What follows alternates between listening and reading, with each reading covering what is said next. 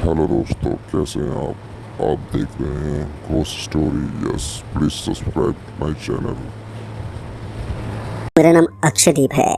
मैं हरियाणा का रहने वाला हूँ। आज मैं आपको कुछ सालों पहले घटी एक घटना याद दिलाने जा रहा हूँ।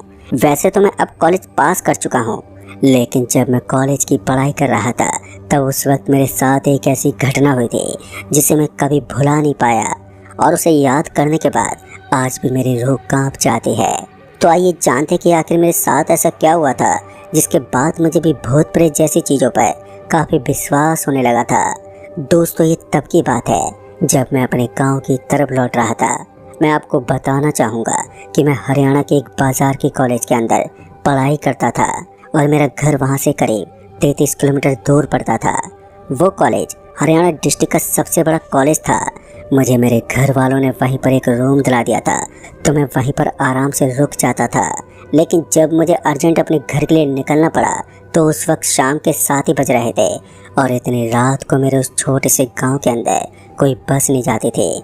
इसलिए मैं वहां से सीधा पुराने बस स्टैंड पर पहुंच गया, क्योंकि एक आदमी ने मुझे बताया था कि मुझे बस स्टैंड पर जाने के बाद मुझे कोई ना कोई बस तो मिल ही जाएगी।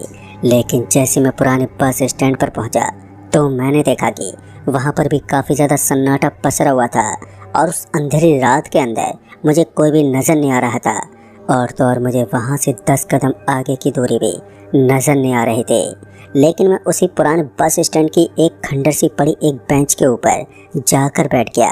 मेरे हाथ में मेरे मोबाइल की टॉर्च थी, जिससे मैं वहाँ पर हल्के फुल्के नज़ारे को देख पाने में सक्षम था। कुछ देर के बाद मुझे ऐसा लगा जैसे कि वहाँ पर कोई और भी है।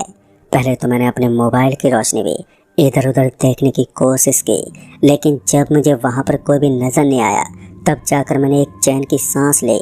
लेकिन मुझे अभी भी समझ में नहीं आ रहा था कि आखिर यहाँ पर बस आएगी या फिर नहीं, क्योंकि अब तो काफ़ी रात हो चुकी थी और ऐसे में इस पुराने बस स्टैंड पर बस का आना मुश्किल लग रहा था। जिस तरह का माहौल यहाँ बना हुआ था उसके हिसाब से तो ऐसा बिल्कुल भी नहीं लगता था कि यहाँ पर कोई बस भी आ सकती है। फिर काफ़ी देर इंतज़ार करने के बाद भी मुझे जब लगा कि यहाँ पर कोई बस नहीं आएगी तो मैं अपने हाथ में निराशा लेकर वहाँ से निकलने लगा। जैसे मैं वहाँ से निकल रहा था तो अचानक मुझे ऐसा लगा जैसे किसी ने मुझे पीछे से आवाज़ दी थी। जैसे मैंने पीछे मुड़कर देखा तो मैंने पाया कि उस सर्दी के रात के अंदर एक आदमी आग जलाकर बैठा हुआ था और वो मुझे अपने हाथ से अपनी तरफ आने का इशारा कर रहा था। फिर एक बार के लिए तो मैं सोच में पड़ गया, क्योंकि मैंने उस आदमी को पहले तो वहाँ पर नहीं देखा था और फिर अचानक से वो वहाँ कैसे आ गया, यही सोचकर मेरा दिमाग खराब होने लगा था। लेकिन फिर मैंने सोचा कि शायद मैंने उस तरफ ध्यान नहीं दिया होगा, और यही सोचकर मैं उस आदमी के पास चला गया। जैसे मैं उस आदमी के पास गया तो उसने कहा, देखो यहाँ पर इतनी रात को कोई बस नहीं आती, लेकिन अगर तुम चाहो तो मैं तुम्हें तुम्हारी मंजिल तक छोड़ सकता हूँ। वो देखो सामने मेरी ऑटो रिक्शा खड़ी है। दोस्तों, ये सुनकर जब मैंने उस बस स्टैंड के दरवाजे की तरफ देखा तो मैंने पाया कि वहाँ पर वाकई में एक ऑटो रिक्शा खड़ी थी, और उस ऑटो रिक्शा को देखते मेरी आंखें फटी की फटी रह गई। जब मैं यहाँ पर आया था तब तो मुझे वहाँ पर कुछ भी नज़र नहीं आया था और मैं उस आदमी के एकदम पास पहुँच गया था। देखने में तो वो किसी ड्राइवर की तरह नहीं लग रहा था, लेकिन उसके बाद जब उसने बताया कि वो एक ड्राइवर ही है तो मैंने उसकी बात पर विश्वास कर लिया। फिर उसके बाद उस आदमी ने मुझे अपने पीछे पीछे आने का इशारा कर दिया और मैं भी बिना कुछ सोचे समझे उस आदमी के पीछे पीछे उस बस स्टैंड के दरवाजे के पास पहुंच गया। और उसके बाद उसके ऑटो रिक्शे में बैठकर मैंने देखा कि वो 3 टायर की ऑटो थी, जो देखने में काफ़ी ज़्यादा पुरानी टाइप की लग रही थी। लेकिन उसके बाद उसने अपने रिक्शा को चलाना शुरू कर दिया। फिर उसके बाद हम सड़क पर पहुँच गए। नेशनल हाईवे पर पहुँचने के बाद उसने एक अजीब से रास्ते को चुन लिया। मुझे तो समझ में नहीं आ रहा था कि आखिर ये ऑटो रिक्शा को किस तरफ लेकर जा रहा है। फिर उसके बाद मैंने उस आदमी से कहा, लगता है भाई साहब आप गलत जा रहे हैं, मुझे तो दूसरी तरफ जाना है। मेरी बात को सुनकर उस आदमी ने मेरी तरफ देखते हुए कहा, चिंता मत करो, मैं तुम्हें एक शॉर्टकट रास्ते से तुम्हारे गाँव में पहुँचा दूँगा। उसकी ये बात सुनकर मुझे काफ़ी हद तक तसल्ली मिल गई थी, लेकिन मैं अभी भी इन चीज़ों को समझ नहीं पा रहा था कि आखिर उस बस स्टैंड के अंदर ये आदमी आया तो आया कहाँ से, और आखिर उसने ये आग कहाँ से जला रखी थी। फिर कुछ देर तक सोचने के बाद मेरी नज़र उस आदमी के हाथ पर चली गई तो मैंने देखा कि उसके हाथ एक नॉर्मल इंसान के हाथ से काफ़ी लंबे लंबे थे और उस आदमी के हाथों के नाखून भी काफ़ी लंबे लंबे नज़र आ रहे थे। लेकिन बाद में मैंने इस चीज़ को नज़रअंदाज कर दिया। तो मैंने सोचा कि शायद उस आदमी को टाइम नहीं मिलता होगा, इसलिए उसने अपने नाखून काटे नहीं होंगे, और मैंने इस आदमी की इस बात को भी नज़रअंदाज कर दिया। ऑटो पूरी रफ्तार के साथ सड़क पर दौड़े जा रहे थे। तभी मेरी नज़र उस आदमी के आंखों में पड़ी।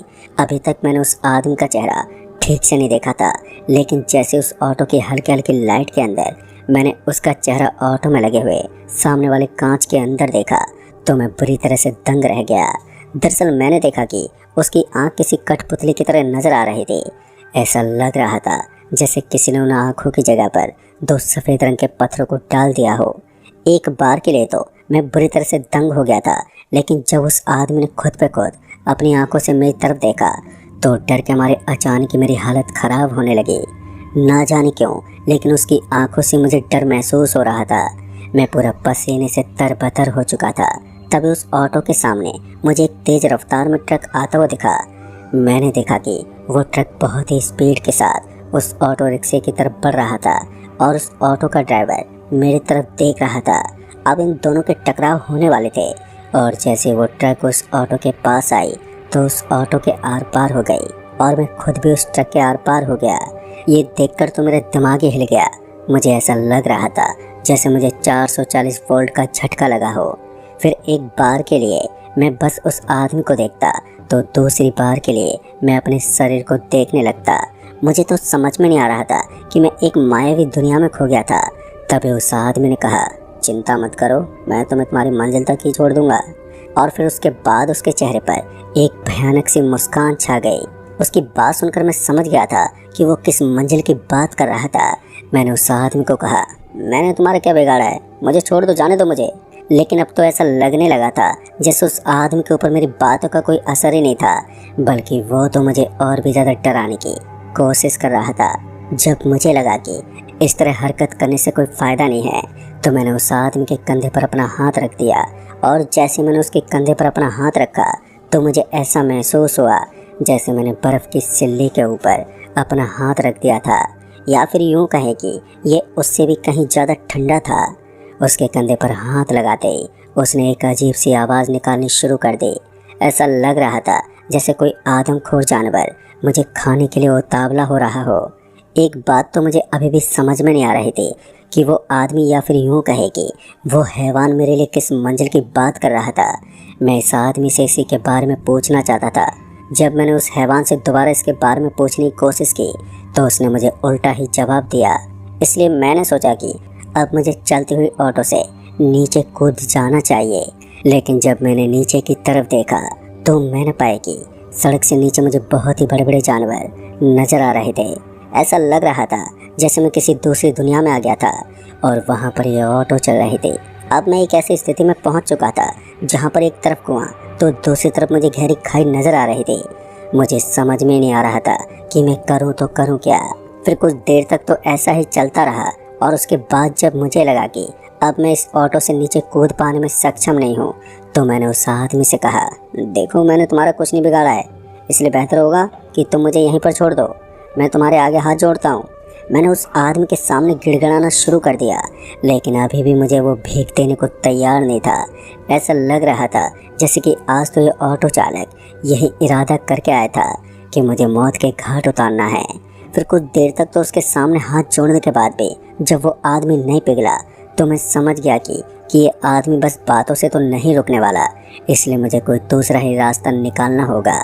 या तो अब मुझे अपनी मौत तक पहुंचना था, या फिर अपनी ज़िंदगी बचाने के लिए अपनी ज़िंदगी को ही दांव पर लगाना था। मैं समझ गया था कि अगर मैं इस ऑटो के अंदर बैठा रहा तो फिर मुझे मौत ही मिलेगी। इससे बेहतर होगा कि मुझे नीचे कूद जाना चाहिए।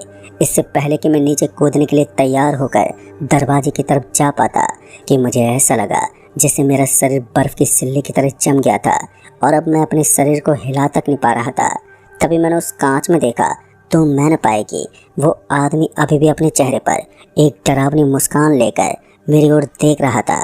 तभी ऑटो रिक्शा एक गहरी खाई के पास पहुंच गई और मैंने देखा कि वहां उस जगह का अंत यहीं पर होता था शायद वो कोई दूसरी दुनिया थी, या तो इस ऑटो के अंदर बैठने के बाद ही मुझे कोई दूसरी दुनिया नजर आ रही थी, या फिर ये वास्तव में ही कोई दूसरी दुनिया थी।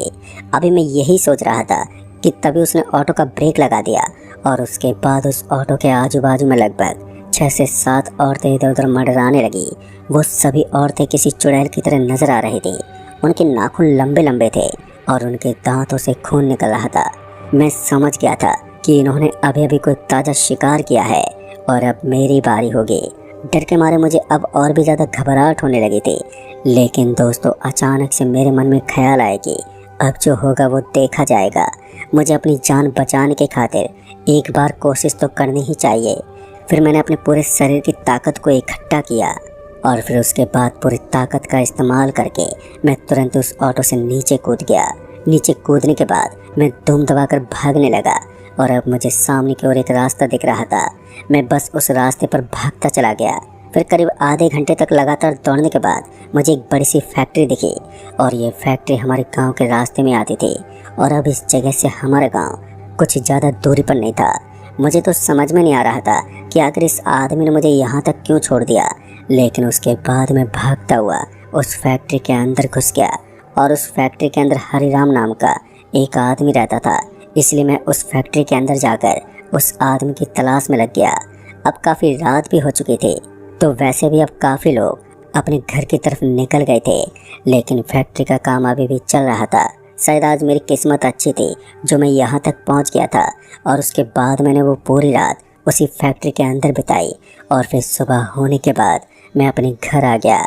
लेकिन दोस्तों, आज भी जब मैं उस घटना को याद करता हूँ तो मुझे ये चीज़ समझ में नहीं आती है कि आखिर उस आदमी ने मुझे यहाँ पर क्यों छोड़ा था।